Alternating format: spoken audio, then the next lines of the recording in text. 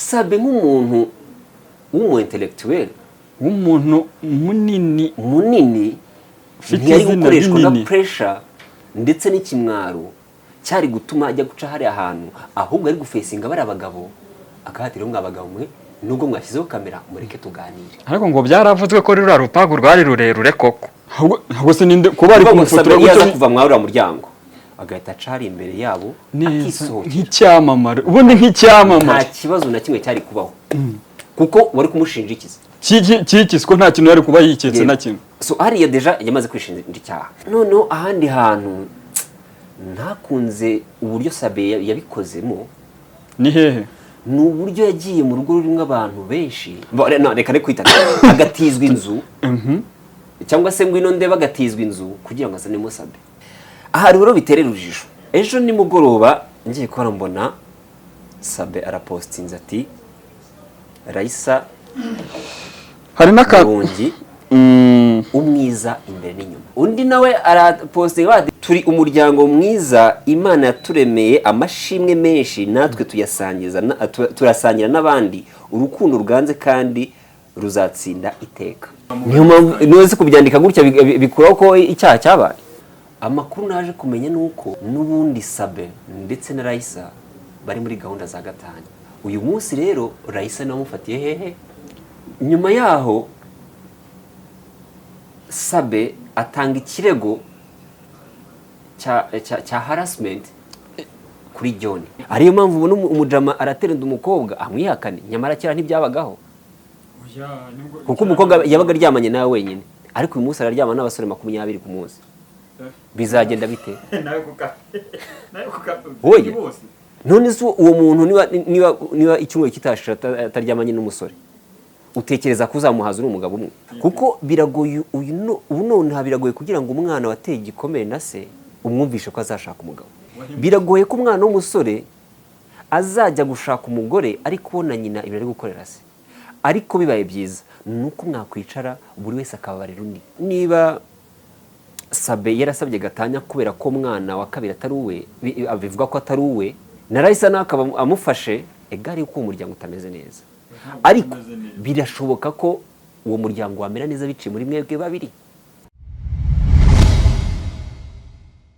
Ndabasuhuje nizereka aho muri mumeze neza, abari mu duce tugiye dutandukanye. It's all of one and only umwe cyane abari mu Rwanda. Ubwo iyo mvuze mu Rwanda mujye mwumva intare nye uteranyije nk'umujyi wa Kigali, tugahita tugaruka noneho ku bantu baba bari muri diaspora. Namwe nizere ko mumeze neza cyane, ari nako ninjira mpita mbahereza ikaze kuri Leya Entertainment.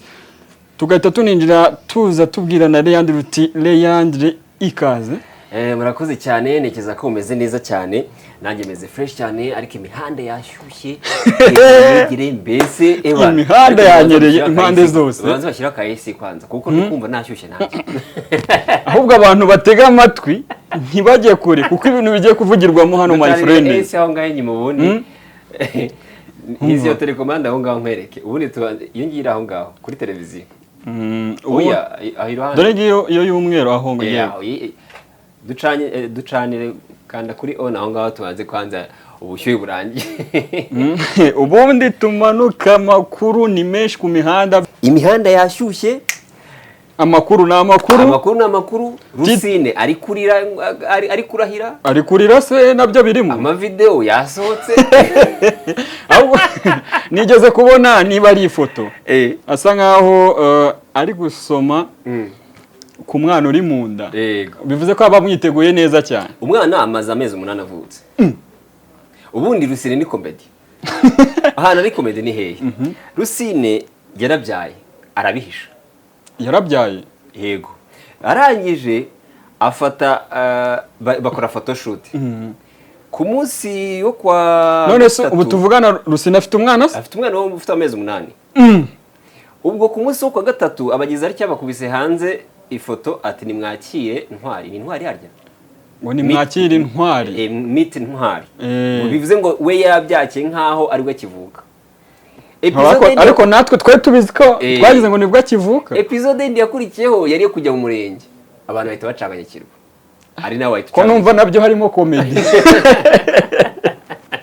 ngo numva nabyo birimo umuvandimwe yanjye ngo Rusine rwose congratulations to you, nizere ko wowe na Irene muzagira umuryango mwiza, nizere ko kandi muzabana neza. Reka numve niba namufatisha ku murongo umwanire ku bundi. Ariko rero Rusine ari no mu bakomediye rwose nkunda, bafite ukuntu basetsa, niwe muntu wa mbere ubusinzi bwakijije. Bwarabukijije, abandi babaye imbwa. Abandi babaye imbwa, none ubusinzi bwarabukijije. Ubusinzi bwaramukijije, ariko nyine buriya iyo uri muri art, ndimo kureba Mitsutsu arimo kuyisubira, arimo kuvugana noza na Nyagahene, arimo kuvuga ngo ubusinzi ndi kuri kamera. Ariko mu buzima busanzweho ntabwo ndi umusinzi. So bivuze ngo rero uba ugomba gukora ikigo, ubundi hari philosophy ivuga ngo niba ugiye gukora ikintu kimaximize ku buryo n'uwaza nyuma yawe agira icyuho, n'uwaza nyuma yawe ku buryo icyo kintu adashobora kugikora neza nkawe nyine wowe ugikora. So bivuze ngo rero iyo uri muri character uba ugomba kwikora. Komera nshuti yanjye Rusine. Ni sawa cyane papa yako uvuga papa papa papa umeze utese?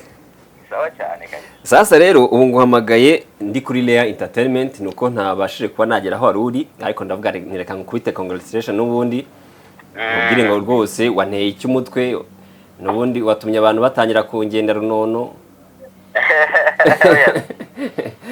Umeze neza ariko?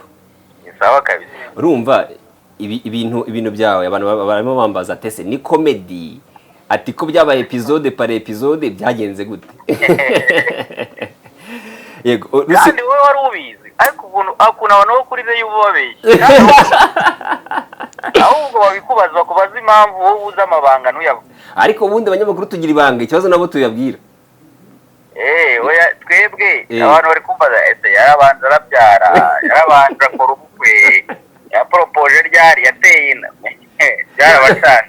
None urumva habanje gusohoka ifoto ivuga ati meet ni intwari harya. Oya twarabone turapropose. Mwabandi bapropose ariko mubigira ibanga. Zamurira hano. Yego mubigira ibanga. Nyuma yaho haba hasohotse ifoto nako umukozi umurenge, ariko harabanje kuza urubuto. Okay, reka ngene kujya mu bindi byinshi wenda bite n'ukuntu rero wabiteguye ni uburyo bwawe. Ahubwo reka nibaze ngo Rusine uyu munsi arumva mu mutima w'ameza ate ku buryo yasobanurira abanyarwanda gute ko ibineza neza bimuri mu mutima? Ndanezerewe cyane. Ariko nanezerewe mbere nuko ibyishimo narabibwiye abanyarwanda aho maze almost ubwo nabyita bebe amaze amezi 8, ariko hari n'urugendo rw'amezi 9 rwo kumutwita. Yego urumva hafi umwaka umwe n'igice. Ariko gira ibanga. Ubu rero bugeze ari hafi imyaka 2. Yego hafi imyaka 2 yose muraye mu munezero watanje. Ariko abantu batazi ibijya mbere. Rero ni ibyishimo cyane kuri njye n'umuryango wanjye, umugore wanjye n'umwana wanjye. Nanjye nabyishimiye cyane. Ikindi amagambo wabwiye umwana wawe, umuntu wese wari uri muri sale aho mwari muri yararize, yewe na madamu wawe ararira. Ari amagambo Rusine ko yarakomeye kuyabwira umwana. Hano ndakumva cyane. Ndimo ndakubwira ngo ari amagambo kuyabwira umwana ukariza n'ababyeyi bose bari nabonye bacyuzuzo bararize, umudamu wawe yararize. Ofite yana amagambo ari emotionnel. Ni nk'iki wifuriza umwana wawe mu gihe kizaza nawe namara gukura? Undi mubyeyi wese rero buri mubyeyi wese aba yifuriza umwana we ibyiza byose bibaho. Yifuriza byose, yaba ari ibyo nagize n'ibyo ntagize. Yego ko arabiruta. Yego ariko kurira kuriya nyine n'abandi baba barira kenshi usanga nabo bimeze kuriya ko muri boko nibo uzabacyuza nandi nabo nibyo bifuriza abana babo. Yego rero nuko wenda ngenda bivuze mu ruhame. Ariko rirasengesho buri mubyeyi wese arisengera umwana we buri gitondo. Yego cyane nuko rero. Yego Rusi rero ndi kumwe na mugenzi wanjye Arafat, afite ikibazo ashaka kubaza, ubundi tukagana ku musozo. Ngiye n'ubundi nakubwiye ngo congratulations, ubwo aho duhurira turahazi wowe duhora turi kumwe ahubwo. sawa reka arafata agira icyo akubaza nawe. Yego urakoze Rusine, reka mbanze ngushimire. Asante kabisa. Dore ko abantu dukunda ibikorwa byawe rwose tuba turi benshi, ariko ikibazo njye nashaka kukubaza, muri uru rugendo rwo kubaka umuryango, yego, urabizi ko muri showbiz dufitemo abantu benshi basa nkaho twakwita ko bakiri ingaragu kandi bakuze. Bwa nturimo ra. Wenda sinzi, ariko nagiraga nyine ugire nk'ikintu kimwe wababwira ku by'umuryango kugira ngo nyine nawe wumve ko umuryango ari mwiza, kugira wenda nabo wenda bazagira ubushake bwo kuba bagira umuryango bakora. Kugira umuryango ni fresh, ariko hano bigira igihe cyabyo.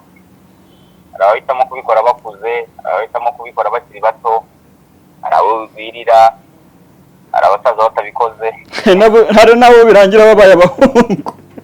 Buri wese afite uburyo bwe tu. Yego. Yewe nabayeho nafite umuryango nyine ntarubaka, nabonye ko byari bimeze, n'ubu ndubatse. Nuko mwebwe ari bwo mubimenye wenda ubu, ariko nako nabivuga ngiye maze yaho almost imyaka 2 cyangwa umwaka umwe n'igice. Navuga ngo narubatse, ariko nzi uburyohe bw'umwana cyangwa n'ibindi byose. Bamwe babubatse nyine baba experiencing. Yego. So rero ni ibintu byiza cyane, byiza, tumuba responsible, ubona icyerekezo cy'ubuzima, mukora wumva ko ari arabukorera umuryango wawe. Yego. Bigisha byinshi rero, ingaramakirambi rero cyane uzaho ziri hose. Yego, ingaramakirambi turazisohoje. Azibwira nti mwibare cyane. Ibintu byiza wangu, ibintu byiza muzabigerageza. Turagushimiye, urakoze cyane. Asante sana, kandi umufana wa Rare Entertainment hejuru. Natwe turi abafana bawe rwose, nukibona kuri kamera zawe niko twagutereye salute kabisa. Fresh. Sawa. Blessings rero turi kumwe. Yego, yitwa Patrick Rusine cyangwa se Rukundo Patrick, niyo mazina y'nyakuri, ariko Rusine bamenye ari akina comedy z'ubusinzi. Numwe wa comedy nagize amahirwe yo gushyiraho akaboko ku itafari y'ubuzima bwa comedy, kuko abenshi twagiye duhura. Numwe rero mu bantu nishimira iterambere rye. Navuze ngo duhurira henshi nazankoraho. Bivuze ngo nari mubanga nari nyashyize hanze. Yari Rusine rero twagarukagaho, bazagira umuryango mwiza we na Irene. Ntekereza ko nabonye social media zose zivuga ati congratulations. Narapostinze ejo ndavuga ni umunsi nagize emotion nk'iza Rusine ndetse ntambara na karakane. Urabiteganya? Ntabwo nabura kubiteganya, nese umva zaba umuhungu. Sumvise ko nawe bikurije muko. Nabyumvaga ari mukunda sa. Hari abantu mushaka.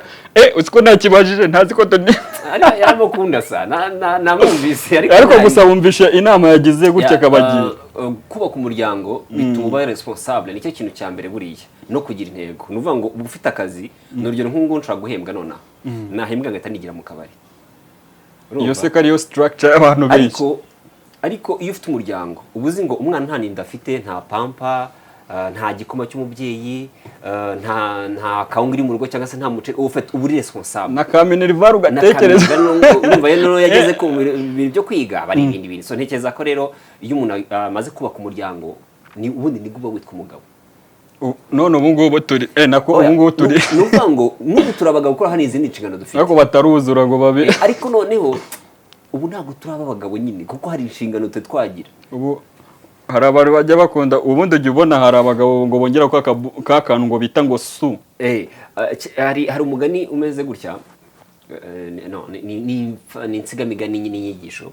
Impyisi yarimo gutembera ibihuye n'umwana, ariko yahuye n'umuntu bari kwiruka. Atese hano nta mugabo waciye, babamweretse umwana, babayeretse umwana. Atoya aturiya si umugabo, azaba umugabo. Bivuze ngo none se tugendeye kuri ibyo mbajije, nawe uracyari umwana nturaba umugabo. ntabwo mbizi ariko icyo nzi cyo ndi umugabo ku giti cyanjye ko nawe uri kureba ikiganiro umugabo ku giti cyawe bitewe n'inshingano cyangwa se n'ibyo gukora hari impamvu udafite umuryango hari impamvu udafite umuryango hari impamvu nyinshi ariko ntekereza ko uko byagenda kose bizaza kandi bizamera neza.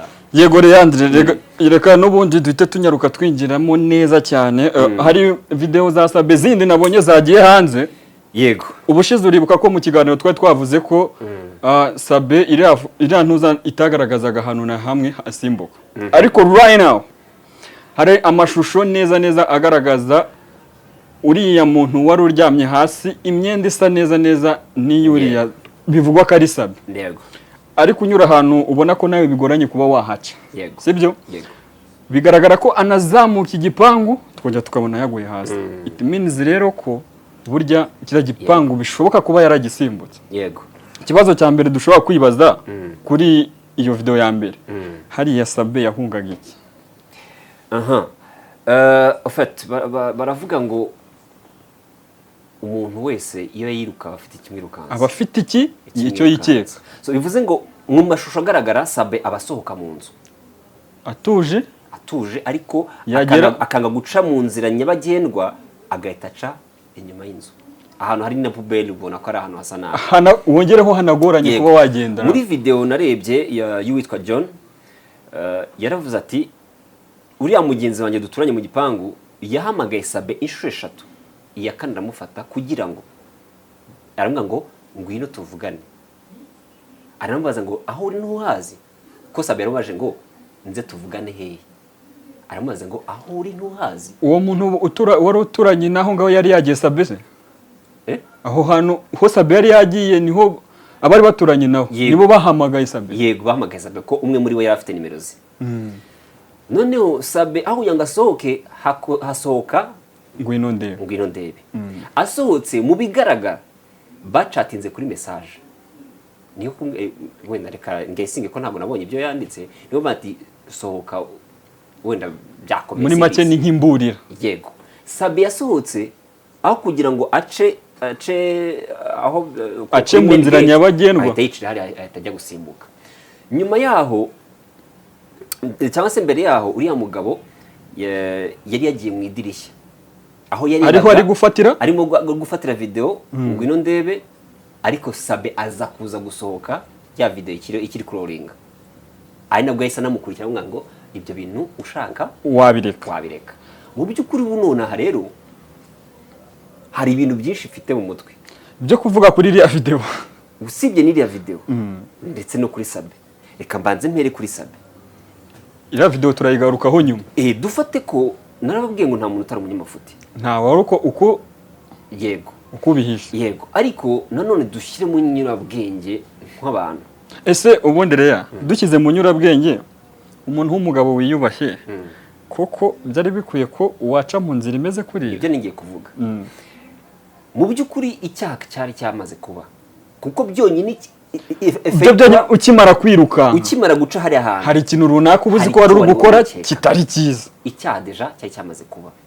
Sabe nubwo tutazi ngo icyaha ni ikihe, nta busambanyi tumushinja, kuko njyewe narakubwiye ngo nta kayiso ndi kubona, uvuze ngo rero nta, ariko iyo bijye kujya mu rukiko nibo babyemeza. Njye nanga kugira ngo nze hano nshinje umuntu utari uhari, ntari impari.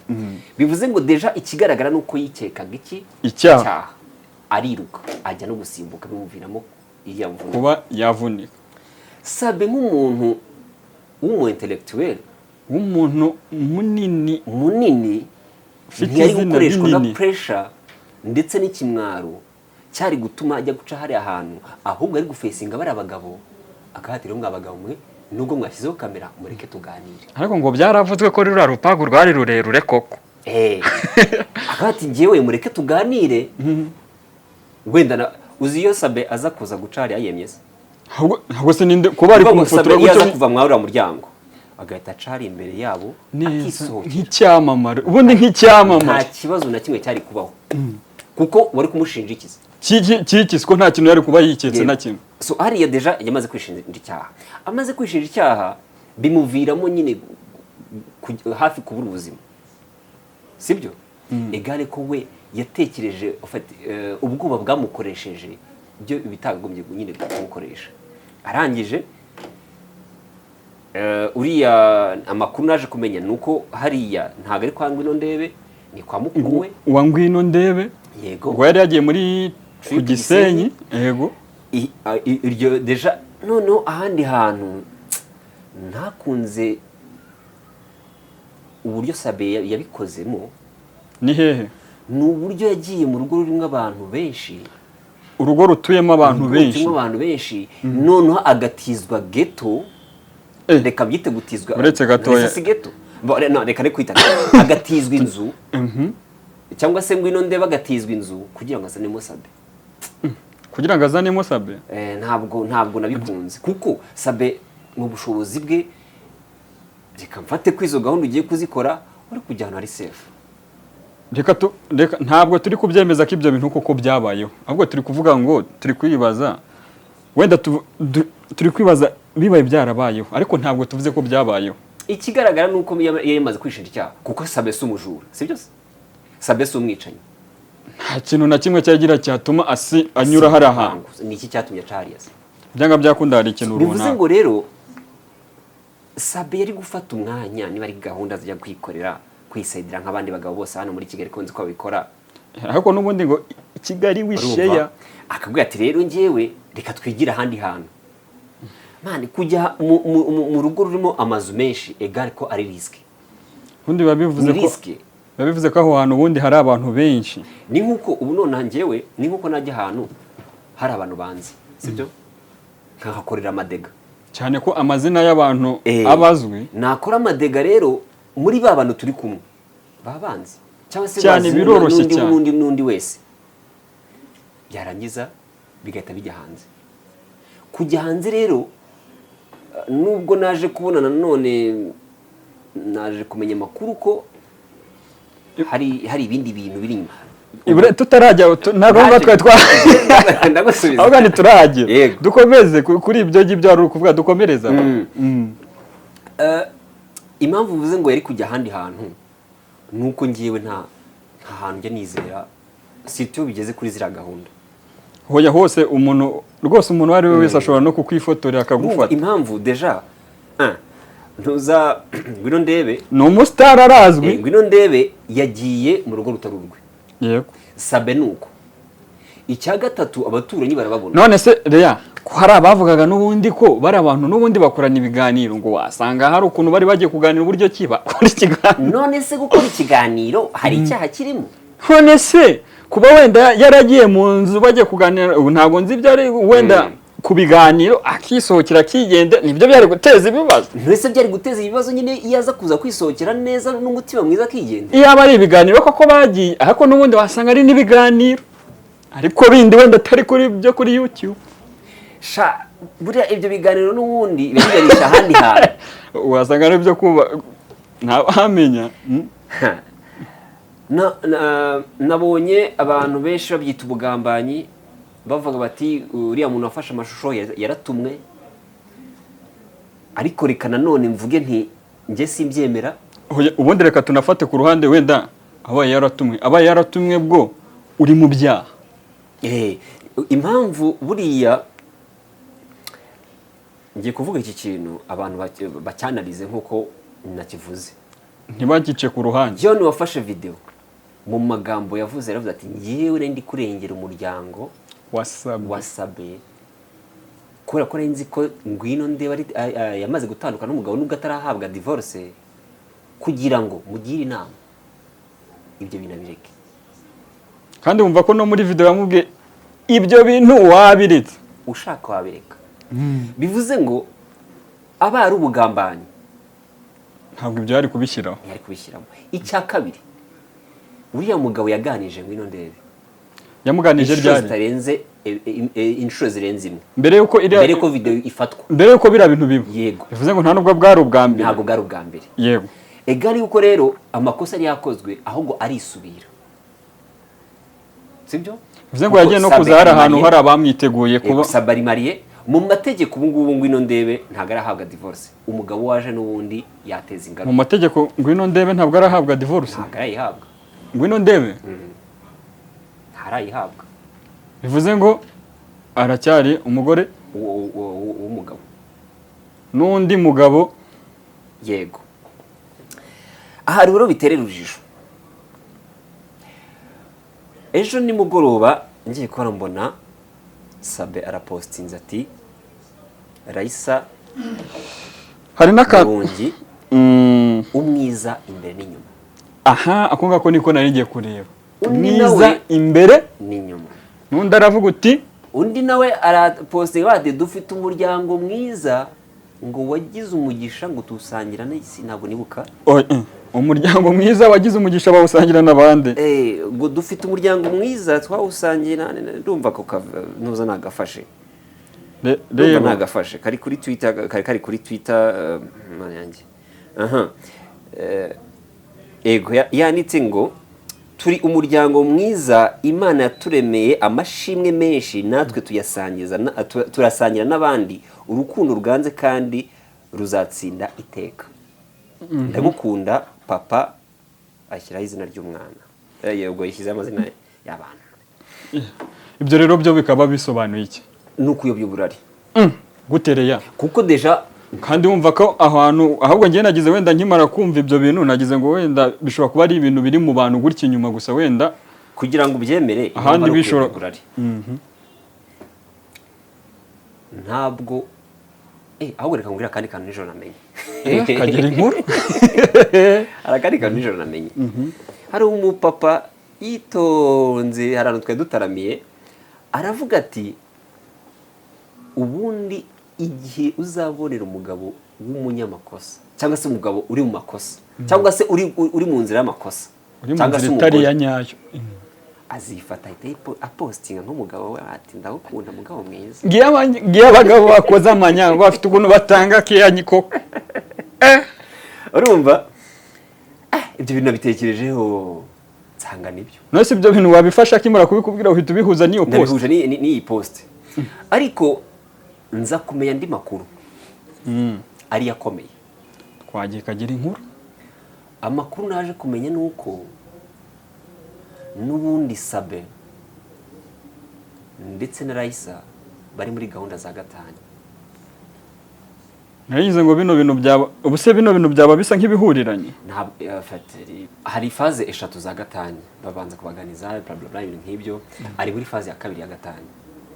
Haraburi ya gatatu. Bivuze ngo rero uyu munsi Sabe reka ne kuvanga dosiye reka mbanze mvuge kuri icyo kintu. N'ubundi ari muri process ya gatanya yo gutandukana na Raissa. Yego. Uyu munsi rero Raissa nawe umufatiye hehe? Ubu ni umufatiye hehe? Mu cyuho. Urumva ukuntu ibintu ari yegereye. Nyuma yaho Sabe atanga ikirego cya harassment kuri John. Utaragera aho ngaho utaragira kuri John. Reka twe twivugiye kuri iyo harassment. Ubu nka gutya bano turi gukora ibiganiro bigiye bitandukanye kuri Sabe. Hari bamwe ushobora kubona wenda bari gukora ibyo byaha bya harassment. Yego. Hari abakora inkuru bakabikora mu buryo butari bwo bikarangira bakoze mu ibyaha. Wenda utinjiye muri side y'umuryango we ngo winjire mugeremo indani ukazana ari ama video ye. Hari kibazo kuba gushyira ari ama video hanze. Hari kibazo biteza. Ikibazo kirahari. Ikihe? Nuko n'ubundi umuryango urasenyuka. Fende ko bigenda. Ariko ntekereza ko n'ubundi gatanya utangira gusabwa sari ari mu video yaratarajya hanze. Ariko reka turebe. Ari amashusho.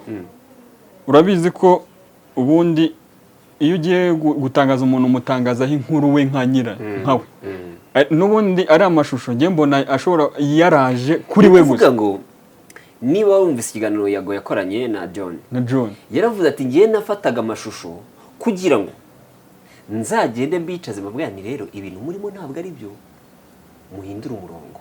Aranavuga ati ngiye nayo niteguye ko bashobora kugira gute kumbwira ngo barama amafaranga ndetse na menshi. Ariko ngiye nkaza nkemera ko bama amafaranga nyuma yaho nkabwira ko ntashaka amafaranga ahubwo nshaka ko bava muri ibyo bintu. bava mu byo bari barimo. Niko John yavuze. John akanavuga ati ngewe mfite ububabare bwinshi kuko nzi uburyo biryana gutandukana n'umuryango wawe, kuba divorced nyine nzi uburyo biryana. Ubwo se nk'iryo jambo wenda John yavuze yarivuze ashingiye nko kuri wenda ngwino ndebe n'uwo mugabo we. Yego, none se nawe ni divorce. Kandi numvise koko mu kiganiro ari kubivuga. Nawe ni mu divorce. Kiyo nkuru ya ngwino ndeba yize. Nari nanze kubyihanganira. Nifuza ko nabicaza ngabaganiriza. Yicaza bande? Sabe na ngwino ndebe. We yashaka kugira ngo afate amashusho gati ngiye dore ng'amashusho ndayafite. Agaragaza ibyo ubwo mwakwitonze mukabireka. Cyo bintu mwabiretse. So rero Sabe abagize gutya batanze ikirego. Agitanga he? Harassment. Ubwo ni mu yewe.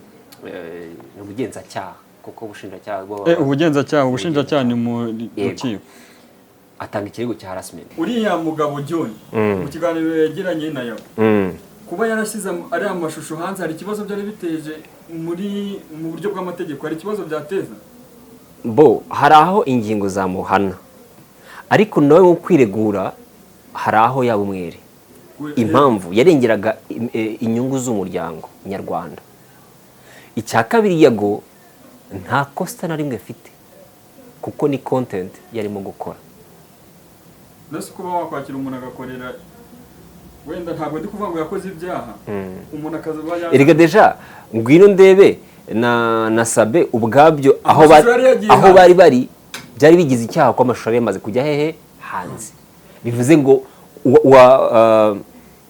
kuba Sabe na ngwino ndebe bari hariya byonyine ubwabyo bigize icyaha kuko bari mu rugo rw'abandi. Icyo ni icyambere. Kandi hari umugabo uri iki hari nyiri urwo rugo. Urumva kugira ngo byumve neza, hari nyiri urwo rugo. Yego. Hari n'umugore we ari we mukuru wa ngwino ndebe. Hakaza noneho Sabe na ngwino ndebe baje muri urwo rugo rutari urwabo. Hakaba noneho umugabo wa ngwino ndebe utarahabwa gatanya. Hakaba noneho na John uri hari uri kurebera ibyaha biri kuba akaba ati sinabyihanganira. Nawe yarakoze iki? Agafata amashusho. Deja niba uko yabivuze, niba ashaka kuvuga ati ngewe nabikoze mu buryo bwo kugira ngo abantu mbakebure. Twavuga ko yafashe ari amashusho mu rwego rwo kugira ngo azabicaze abaganirize. Yego. Ubwo ibyo bintu byose birimo rero byatumye menya byinshi. Harimo divorce ya Sabe, harimo urumva umugore aramupostinze ati mugabo mwiza ndagukunda. Ukavuga ko ibyo bishobora kuba ari ibintu bitavuye ku mutima. Nje ntabwo mbibona n'urwirerutso ntakubeshye.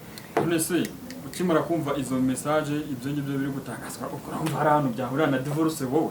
None se utekereza uziyegereza mu miryango se? Uziyegereza mu miryango bro. Buriya nuko ababyeyi batereka abana ibibazo bafitanye na base cyangwa se na ba nyina. Man mu cyumba niyo mpamvu nakubwiye ngo ibintu bira mu cyumba bigomba kuguma mu cyumba. Habayishemo byinshi. Zira nkutenye ziba zibitse amabanga zigiye kuvuga ibyo zibona. Wakwicara ukiga wa niyo mpamvu nose kubyandika gutya bikuraho ko icyaha cyabaye. Icyaha kabo wenda ibyo ntabwo bikuraho ibyo wari uri kuvuga ko bya divorce. Ni ukuvuga ngo ubu nonaha deje umuryango wamaze kwangirika. Kabone nubwo ntabwo nshyigikiye ko batandukana, ariko umuryango wamaze kuzamo icyasha. Sibyo se?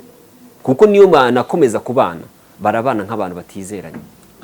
Bagiye kurengera inyungu z'abana, ariko wajya kora ugasanga wenda ntabwo mu by'ukuri nta rukundo rurimo. Yago yagira inama umugore wa Sabe ari we Raisa, aravuga ngo ndakwinginze ntuzasenye kubera ibyo wumvise ku mbuga nkoranyambaga. Nanjye nakunga mu rya Yago. Gute se ushobora kunga mu rya Yago? Ndakubwira impamvu. Niba ari ikintu gikomeye turimo turabura umuryango mu Rwanda. Umuryango nyarwanda uri kugira ikibazo? Umuntu aratinya gushaka kubera ibyo bibazo byose birimo. Ariko nawe washatse bundi uriya baravuga ngo tuzatandukanywa n'urupfu, tuzabana mu byiza no mu bibi. Ibi biba byaje rero. ibi biba byaje ugomba kubyihanganira, ariko nanone baganire nk'abantu babana cyangwa se bakundanyeho, kuko uyu munsi urajya usange umwana hano hanze arakubwira ngo kuki udashaka, kuki utagira gutya, kuki utagira gutya, akagushyiraho pressure. Hano hanze hari abana bafite ibikomere bya base bakubita ba nyina cyangwa se baca inyuma ba nyina. Nuvuga kuri iyo kote aho umuntu ndabikora aho ngira ikibazo. Abana hano bafite ibikomere by'uko bateye ibikomere na base, wenda babasambanyije, uwo mwana kumva yanze igitsina gabo ku buryo adashaka kuzashaka umugabo. Abana bafite ibikomere byo kubona base barimo bakora ibintu bitabaho, bakaba bati ntabwo nifuza kuzaba umubyeyi nkuriye, akanga gushaka. Hano hanze hari abana b'abakobwa batewe ipfunwe no kuba bavuka mu miryango imeze gutyo. Dufite abagore uyu munsi bata abagabo babo bakajya kubaca inyuma hehe na hehe na hehe. Bitewe n'iki so? Nibyo bibazo by'umuryango, n'ubundi nakubwiye ko abantu baba bagomba kuganira. Hari abantu bumva ko ngo umuryango ngo urugo ari ikintu kitabamo ibibazo ngo ari mu ijuru rito nk'uko abantu bajya babyumva. Mw'abantu mwe, umuryango niyo mpamvu buri muntu wese azashake kubera ko agiye gushaka, ariko ntuzashyireho pressure umuntu ngo nashake, kuko ziriya nkutenye z'icyumba ziba zirimo ibintu byinshi ku buryo hari abantu bamwe badashobora kubyihanganira, ari n'ababyihanganira bikanakunda. Yego, ariyo mpamvu rero ushobora kuvuga uti, kuko hari umuntu wenda ushobora kumva uri kuvuga ko ibyo bibazo byose bihari, nawe agashobora kubyuriraho wenda avuga uti ngewe ntabwo nanjye nakora bira kuko ari kure, ariko burya ingo zose si kimwe. Urumva urashaka ko nujya kubaka, niba urugo rwaraguhiriye, nanjye wenda ushaka gusanga rutazampira, hari n'ibyo wenda ushobora kuvuga, cyangwa niba rutaraguhiriye wenda ntirukunde, wenda ushaka kumpira. Niko bigenda. Ntabwo bavuga ko umugore mwiza muhabwa n'Uwiteka, umufasha mwiza umuhabwa n'Uwiteka. Ubu turimo ni ubuzima.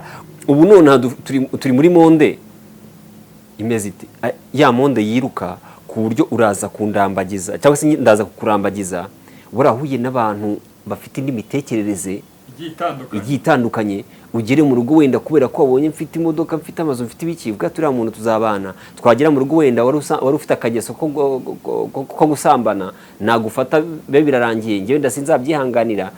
Harimo utuntu twinshi, harimo kuza ukeneye imitungo, kuba ati nimba n'uriya muntu wenda afite imodoka 3 tuzazigurisha tugabane, cyangwa se etaje tuzagira gute. Ibyo nibyo bibazo biriho.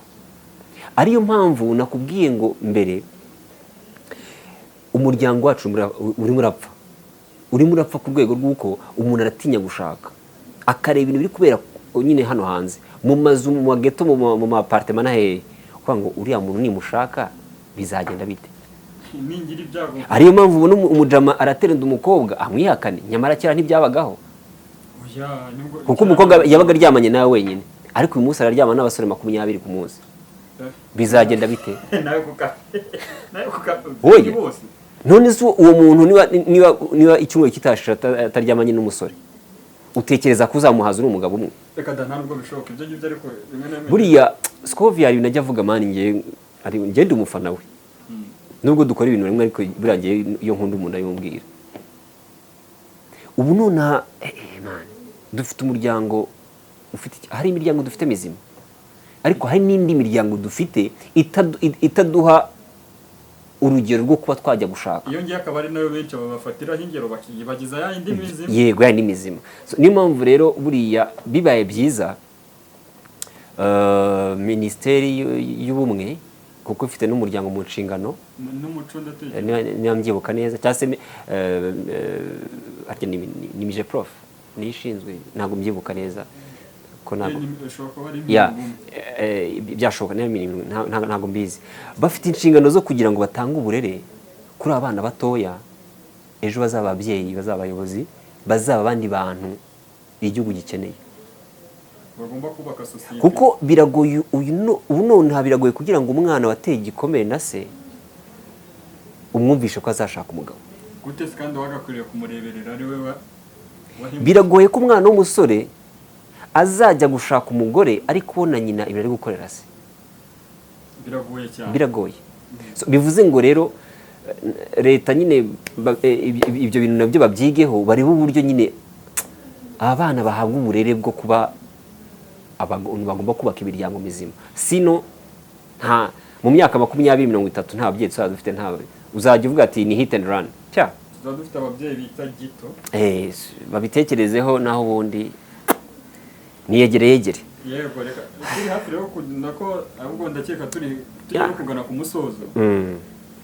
Iyi saga ya ubu twabyita saga. En fait inkuru ya Sabin yabaye ama episode. Urumva hasohotse video ya mbere ivuzweho, bamwe ati niwe abandi siwe abandi ivuzweho rumwe. Hasohotse ya kabiri isobanura yindi ya mbere. Iyo ya mbere ibyo nabyo turabyirengagije, hagiyeho episode yindi yo kuvuga ngo ajyanye ikirego, agiye kurega nde John harassment. Ni harassment yonyine. Harassment. Ikiganiro cyose wavuze ko nta harassment wowe wigeze wumvamo. Ntayo, kuko keretse iyaza kuza kumutoteza n'urugero, iyaza kuza threatening no gutera umuntu ubwoba. Wenda akavuga akaza gufatira video bagahura na Sabe, bamara guhura akabati rongeye mfite video yawe urama miliyoni 20 nde kwishyira hanze. Aho ngaho uri gutera ubwoba umuntu kuko naribu nabyira bihanira. Ariko hariya niba taramwatse amafaranga bakaba batari baziranye, bakaba ntaki cyakora bagiye gusanga bagasanga wenda baravugana, nicyo cyaba ari ikibazo. Haba hari akagambane. Yego, ya. So ngiye rero reka nunge mu ryayago ngira inama Raisa ndetse na Sabe. Mubaye koko muri gahunda za gatanya mukabona ari ngombwa ko mutandukana, nta kibazo, ubwo n'umwanzuro wanyu. Ariko bibaye byiza nuko mwakwicara buri wese akababarira undi. Ibintu byagatumye koko ibyo ngibyo buri wese akababarira undi, ku buryo niba Sabe yarasabye gatanya kubera ko mwana wa kabiri atari uwe, abivuga ko atari uwe, na Raisa nakaba amufashe nawe akaba abonye ikindi gihamye cy'uko none nawe amuca inyuma, egari uko umuryango utameze neza. Ariko birashoboka ko uwo muryango wamera neza biciye muri mwebwe babiri. Ubundi ibibazo bishingiye ku bantu babiri ari nabo babikemura, niyo nabo babikemura. Burya bijya kujya hanze ariko byabananiye. So mwicare mwihe family time muganire. Umwana wabyaye akaza mu muryango, ubundi mu mategeko bavuga ko umwana ahavukiye ni iwawe. So niba uwo mwana atari uwe wa kabiri, Sabe ihangane umurere, it's okay. Ahubwo none mwese mubabarirane kubera ko muramenya amakosa, cyane ko nta mwubaka umuryango wanyu. Nje niyo nama nabagira, singubeye. Muzemo ntibaze kugendera kuri pressure z'imbuga nkoranyambaga. Ya, cyane. Yego, tugana ku musozo rero. Ubonye abantu benshi amavideo yarasohotse bayavuga ukundi, bamwe batangira nakubwiye ko hari n'amatitiro ujya kumva nateye ubwoba nayo bwayo. Aba bantu nanone bafata ibintu bakabivuga uko bitari. Iki kibazo nkunda kukikubaza kenshi gashoboka. Yego. Bafata ibintu bakabivuga uko bitari. Bagamije bya bindi yago yavugaga ko ari agatwiko atajya kunda muri showbiz. Ya, nanjye sigakunda. Aba bantu urababwira ikire first of all, kumenya makuru ni kimwe, kuyatangaza ni ikindi, ayingenzi.